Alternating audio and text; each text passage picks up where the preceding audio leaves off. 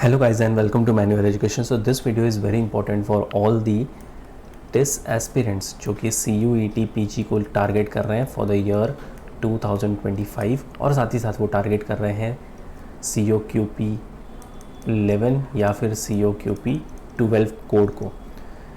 Guys as you all know कि आपके 2024 में सबसे पहली बार CUET PG अनाउंसड हुआ था फॉर टिस। उसके पहले इनका खुद का एग्ज़ाम होता था which was known as TISS NET examination. 100 marks का पेपर होता था 100 मिनट्स के लिए।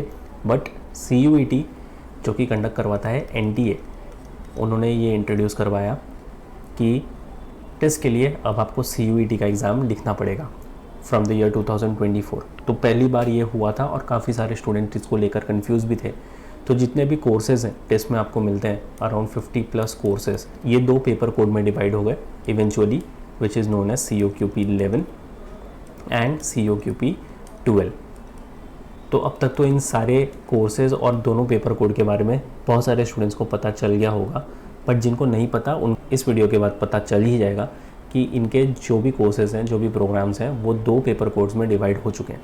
तो अगर आपको इनके फ्लैगशिप प्रोग्राम के लिए जाना है या दूसरे किसी कोर्सेज़ के लिए जाना है तो आपको पेपर कोड के हिसाब से प्रिपरेशंस करनी पड़ेगी। तो CUET PG का जो पैटर्न है, आपको मिलेंगे 75 क्वेश्चंस फॉर 300 मार्क्स। टेस्टनेट में आपको एक एडवांटेज था कि इसमें कोई नेगेटिव मार्किंग नहीं है, बट इसमें आपको -1 की भी नेगेटिव मार्किंग का ध्यान रखना पड़ेगा और हर एक करेक्ट आंसर के लिए आपको मिलेंगे 4 मार्क्स।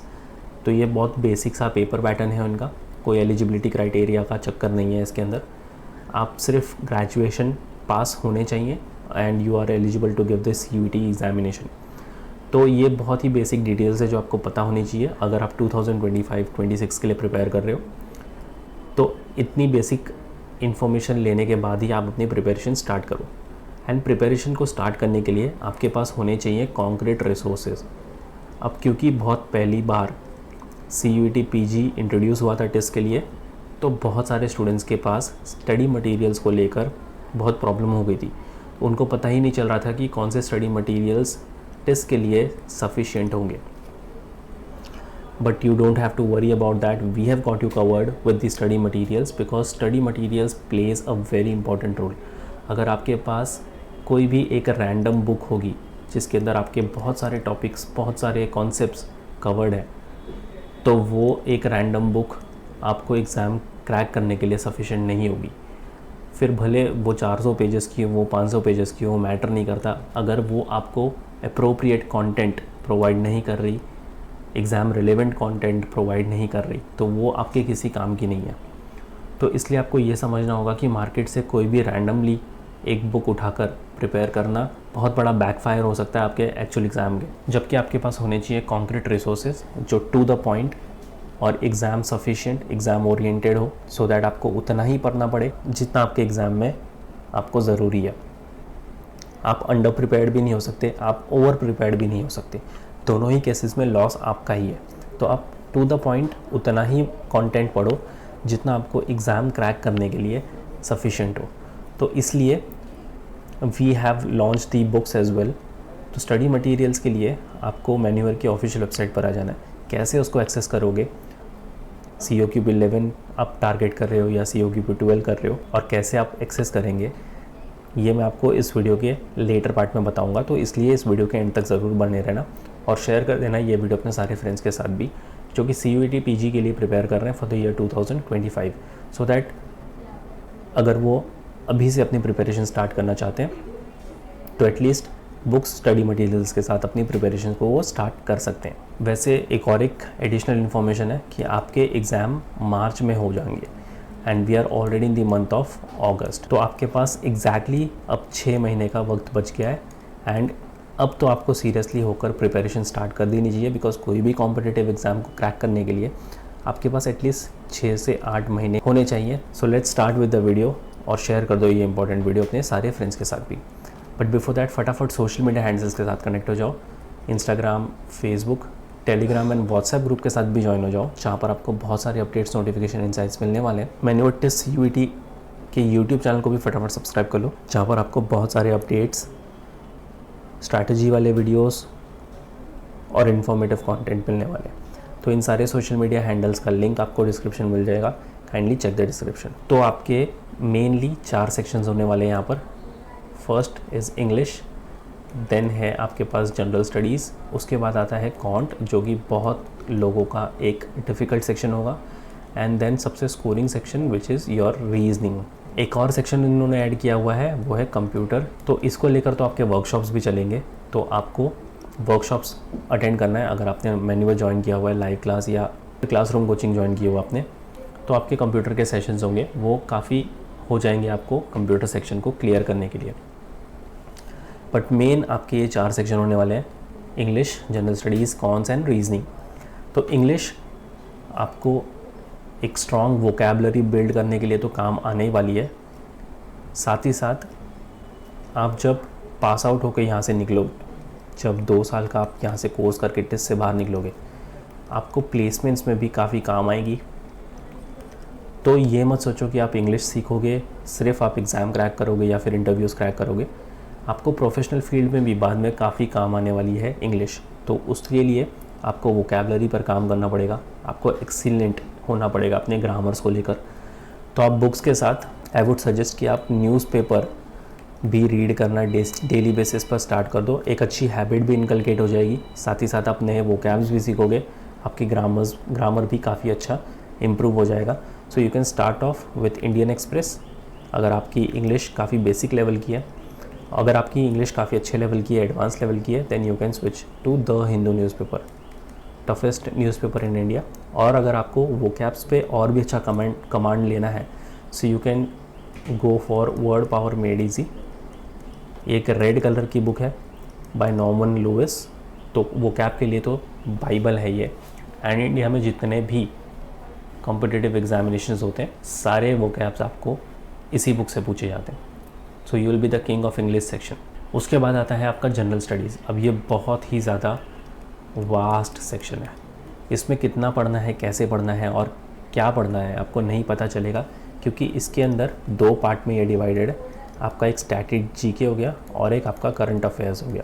आपको दोनों ही चीज़ों पर इक्वली ध्यान देना पड़ेगा। तो आपको हर एक करंट अफेयर्स का ट्रैक रखना पड़ेगा कि आपके इन एंड अराउंड क्या चल रहा है। स्टैटिक जीके पर भी आपको इतना ही अच्छा कमांड रखना पड़ेगा कि आज से 6 महीने पहले क्या हुआ था, आज से 1 साल पहले क्या हुआ था, आज से 5 साल पहले क्या हुआ था और आज से 10 साल पहले क्या इवेंट हुआ था। तो ये सारी चीज़ें आपको समझनी बहुत इंपॉर्टेंट है, और ना ही सिर्फ आपके एग्ज़ाम पॉइंट ऑफ व्यू से, बल्कि जब आप इनके सेकेंड स्टेज पर पहुंचोगे, which will be your online assessment and personal interview, तब भी आपसे ये सारे क्वेश्चंस पूछे जाएंगे। तो आपको जीके पर अच्छा खासा काम करना ही पड़ेगा। देन आता है आपका कॉन्स।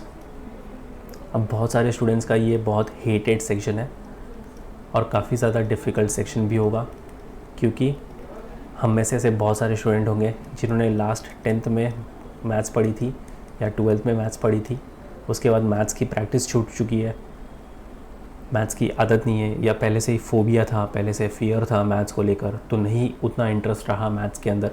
बट आपको करना पड़ेगा, and the only thing that will work to as the exam is practice. आप जितना कॉन्स में प्रैक्टिस करोगे उतना ही आप इस सेक्शन को एक्सेल कर पाओगे। There is no alternative for quantitative aptitude. आप रट्टा नहीं मार सकते, आप मगीफाई नहीं कर सकते इस सेक्शन को। जितना हो सकता है आपको इसमें प्रैक्टिस ही करना पड़ेगा। And then the most scoring section is reasoning. अगर आप मैन्यूअर के स्टूडेंट हो तो रीजनिंग में आप डेफिनेटली काफ़ी अच्छा परफॉर्म करने वाले हो, और ये सेक्शन आपको काफ़ी अच्छा स्कोर भी देकर जाएगा। सो लाइक आई सेड, आपके पास कॉन्क्रीट रिसोर्सेज होने चाहिए। अब कॉन्क्रीट रिसोर्सेज में आपको मिलेंगे कॉन्स की book, logical reasoning, English and general studies की बुक्स। तो लाइक आई सेड कि 75 क्वेश्चंस आने वाले हैं आपके 300 मार्क्स के लिए। तो आउट ऑफ 75 आप एटलीस्ट 71 से लेकर 72 क्वेश्चंस तो बिल्कुल राइट यहाँ पर सॉल्व करके आओगे, विच मीन्स कि आपका आउट ऑफ 300 290 से लेकर 295 का स्कोर इजीली बन ही जाएगा। और लोगों ने बनाया भी है इतना score.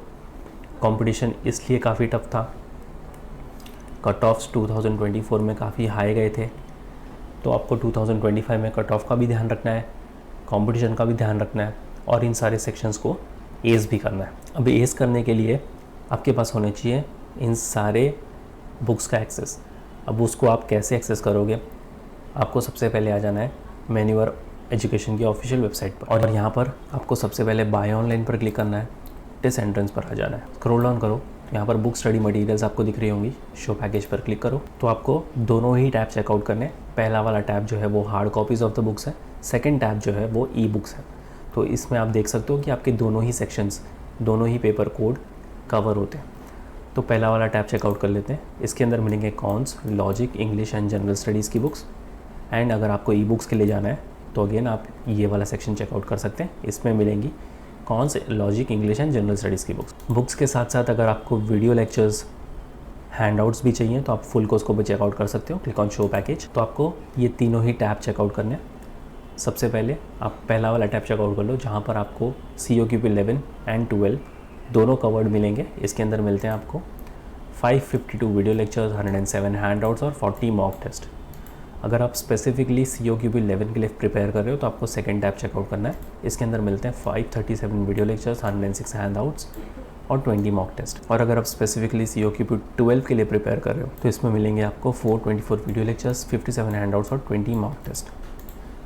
If you go back, अगर आपका कोई पर्टिकुलर सेक्शन वीक है, अगर आपको ऐसा लग रहा है कि आपका कॉन्स बहुत वीक है, GK बहुत वीक है, इंग्लिश बहुत वीक है, तो you can check out the section courses as well. Click on show package. So इसके अंदर आप चेकआउट कर सकते हो कॉन्स, reasoning, English, static and current affairs, बहुत इंपॉर्टेंट सेक्शन है, DIDS और कंप्यूटर बेसिक्स जिसकी मैं पहले बात कर रहा था।